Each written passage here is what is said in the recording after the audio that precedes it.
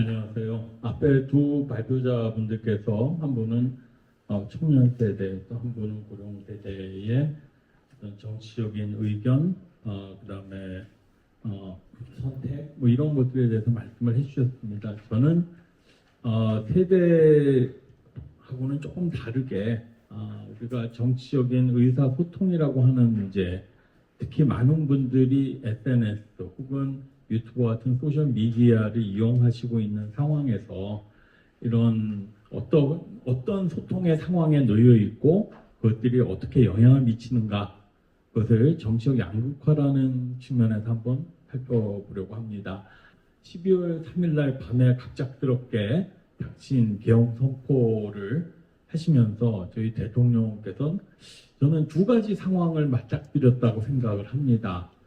하나는 왼편에 보시는 거는 물론 그 당시 상황은 아닙니다. 왜냐면 그 당시 상황은 사진을 찍을 수도 없는 상황이었을 테니까요. 하지만은 그것은 바로 국무회의 장면입니다. 왜냐하면 저희가 나중에 거기에 참여하셨던 분들의 이야기를 종합해서 재구축해 본 상황은 많은 국무위원들이 이견을 표명하고 만류를 했는데 결국은 대통령께서는 거기에 대해서 격노하는 반응을 보이시고 그분들의 의견을 전적으로 무시하시고 바로 계엄을 발표를 하셨습니다. 결국은 이견과 갈등이라고 하는 상황이겠죠. 아래쪽으로 보시면 군복을 입고 계신 두 분, 뭐 그보다 더 많겠습니다만은 아마도 용산의 벙커에서 맞닥뜨린 상황일 겁니다.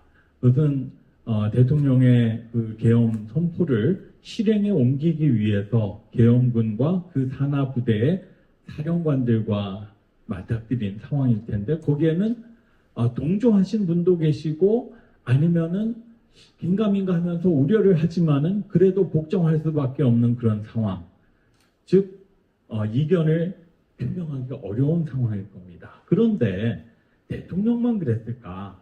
저희는 지난 10년간 2016년에 박근혜 대통령 탄핵이 있었고요. 그 다음에 2019년에는 탄핵은 없었지만은 조국 전 의원께서 물의를 일으키시는 바람에 굉장히 격렬한 어떤 정치적인 갈등을 경험했습니다. 그리고 최근에 또 계엄 선포를 둘러싸고 또 탄핵이 진행이 되고 있습니다. 자, 이런 엄청난 사건들을 경험하면서 많은 분들께서 이 소위 얘기하는 단톡방 폭파 사고가 곳곳에서 일어난 걸로 저는 듣고 있습니다. 물론 최근에 와서는 다 시빌해지셔서 그런지 덜 일어나지만은 아마도 최근 10년 동안에 굉장히 많은 이 정치적 의사소통이라고 하는 것들이 많은 스트레스였을 것이다 라고 저는 생각이 들고요. 이 SNS라고 하는 것이 의사소통상을 왜곡한다는 많은 이야기들을 합니다. 사람들은 자기와 비슷한 사람들과 어울리려고 하는 유유상종의 경향도 있죠. 하지만 사람만이 문제가 아니라 이 SNS나 특히 소셜미디어, 유튜브 같은 경우에는 나의 선택을 혹은 나의 취향을 너무나 잘 알아서 그 권고, 레코멘데이션을 해주기 때문에 알고리즘이 작동해서 뭐 많이 들어보셨겠지만 에코체인버라든지 뭐 아니면 확증 편향 이런 것들에 의해서 내가 처음에 갖고 있던 생각이 점점 확신을 갖게 만드는 그런 요소가 있고 그것이 민주주의를 위협하고 양극화를 가져온다는 많은 얘기를 합니다. 그런데 사실은 저는 어떤 생각이 드냐면 그것이 반드시 필연적이거나 불가피한 것은 아니지 않느냐라고 하는 생각이죠. 뭐냐면 우리가 그것을 어떻게 선택하고 어떻게 받아들이고 어떻게 대응하느냐도 중요하다라는 것입니다. 그래서 그 부분을 결론에서 말씀드리고요. 저희 조사 결과를 몇 가지 보여드리겠습니다. 자주 방문하는 커뮤니티나 대화방이 있다는 분들이 73%입니다. 뭐 요새 같은 시대에 이게 너무 낮은 거 아니냐 생각하실 수도 있겠지만은 저희는 굉장히 활발한 편에 속하는 것 같고요. 그런 커뮤니티나 대화방의 정치 성향은 어떤 것일까 보시면은 중도가 가장 많고 보수와 진보와 비슷한데 보수가 조금 더 많다라고 보입니다. 그러면 그 커뮤니티나 대화방에서 정치적 소통의 경험, 아까 말씀드린 이견이 활발하게 나오거나 갈등이 있거나 아니면 다 침묵하거나 동조하는 것이냐, 이견을 접한 경험이 얼마나 있냐 했을 때 한 60% 가까이가 있다고 합니다. 그렇게 본다면 많으면 많은 곳, 적으면 적은 곳으로 해석 가능하다라고 저는 보입니다. 왜냐하면은 많은 사람들이 모여 있는 곳에서 이견이 있는 것은 어떻게 보면 당연한 듯 하지만은 많은 사람들이 자기가 안 맞는 데는 다 나갈 수 있는 자유가 있잖아요.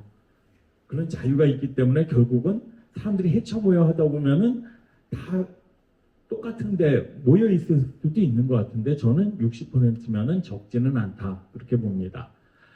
그 중에서 이견 때문에 갈등을 경험했다라고 하는 비율은 얼마나 있을까?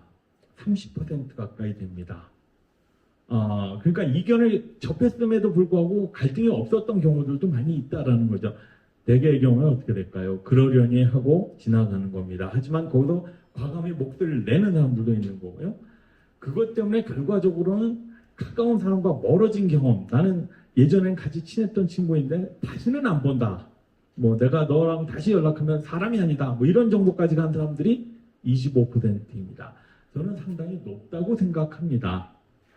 사실은 제가 궁금해서 해본 겁니다. 조사를. 근데 저는 생각보다 상당히 있다. 그리고 이분들 중에 어떤 분들이 많을까?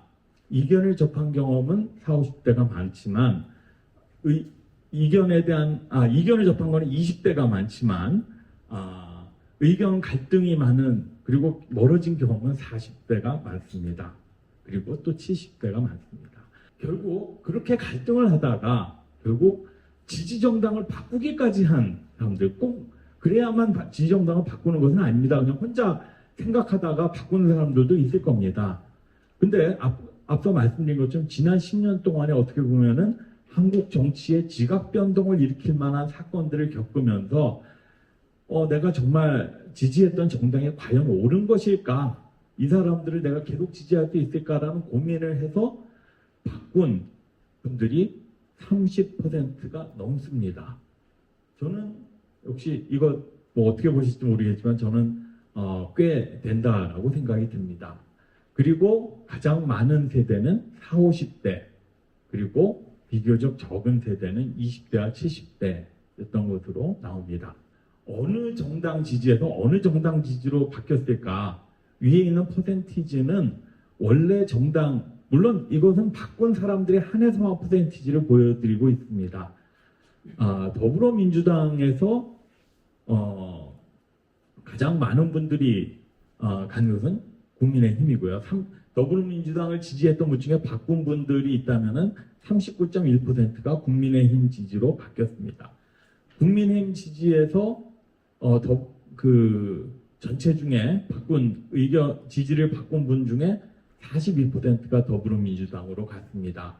이렇게 보면은 국민의힘이 물론 그전에는 다른 정당이었겠죠.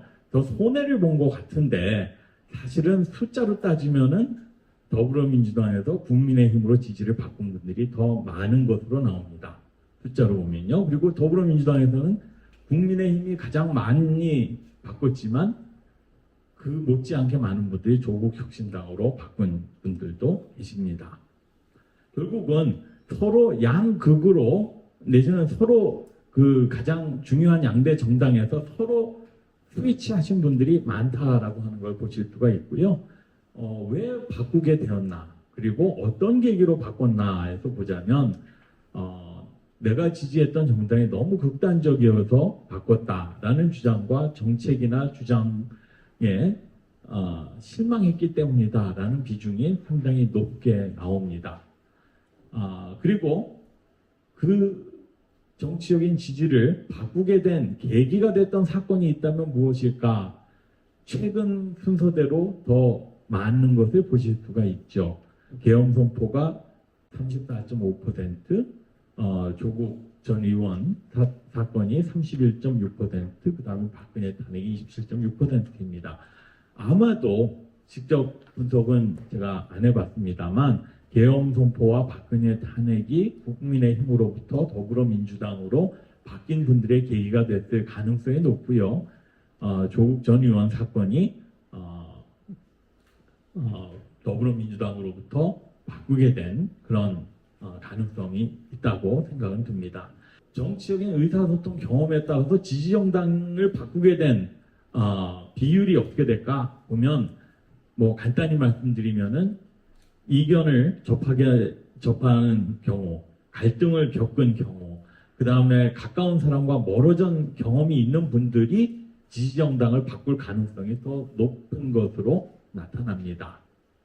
자, 그러면 이제 마지막으로 정치적 양극화에 대해서 제가 말씀을 드리겠다고 했는데 이 부분에 대해서는 뒤에 발표하신 하상원 교수님께서 좀 더 상세히 설명해 주시겠지만 저희는 그 정치적 양극화라고 할 때 내가 지지하는 정당은 절대선이요, 내가 반대하는 정당은 절대 악이다라고 하는 생각이 저는 결과적으로는 양극화라고 봅니다. 그러면 절대선은 절대로 좋아하고 절대악은 절대로 싫어하겠죠.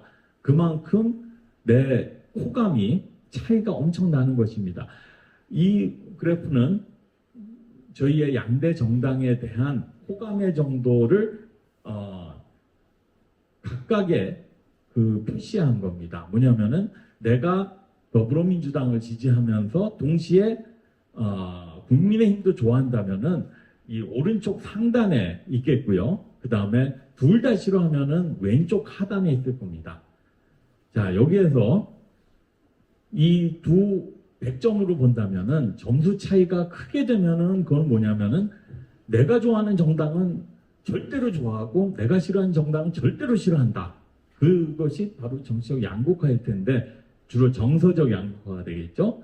이 중간쯤 가는 혹은 양극화가 낮은 경우에는 뭐가 될까 생각해 보면은 결국은 둘 다 싫어하거나 둘 다 적당히 좋아하는 중간 정도일 것 같습니다. 이 그래프에 보시는 것처럼 둘 다 싫어하거나 둘 다 적당히 좋아하는 분들이 굉장히 많습니다. 그 다음에 한쪽은 절대로 좋아하고 한쪽은 절대로 싫어하는 분들도 굉장히 많습니다. 그래서 보통은 분포가 중간이 많은데 여기는 이 분포 자체가 양극화되어 있습니다. 그런데 거기에서 양극화 수준이 높다고 하는 것을 만약 80점 차이가 나는 걸로 본다면은 한 16%, 그 다음에 한 70점 차이가 나는 걸로 보자면 한 30% 가까이 되는데 이 두 개를 가지고 한번 앞에 두 가지를 가지고 설명을 드려보겠습니다. 정치적인 의사소통에서 대화방에서 이견이 많고 갈등을 많이 겪고 관계가 멀어진 사람들일수록 양극화를 더 많이 양극화 성향을 보이는 걸로 나타납니다. 그런데 흥미로운 점은 지지정당을 바꾼 분들이 그 정서적 양극화의 수준이 더 낮은 것을 보게 됩니다. 그래서 이제 시간이 다 된 것 같아서 제가 마지막으로 슬라이드에서 정리를 해보자면 결국은 정치 의사소통에서 이견을 많이 접하고 갈등을 겪고 관계가 멀어지면 분하죠. 그래서 정서적으로 발동이 걸립니다. 양극화가 되지만 꼭 그런 것이 아니라 내가 내 생각이 좀 잘못된 부분이 있을까? 내가 너무 지나친 것일까?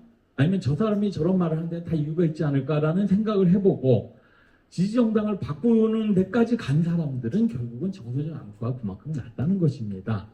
왜냐하면 나는 적어도 내가 굉장히 많은 고민을 하고 생각을 하고 그 결과로 선택을 한 것이기 때문에 절대 악과 절대 선이라고 하는 이분법적인 구도로 생각을 하지 않는다라고 하는 것을 말씀드리면서 제 발표를 마치겠습니다. 감사합니다.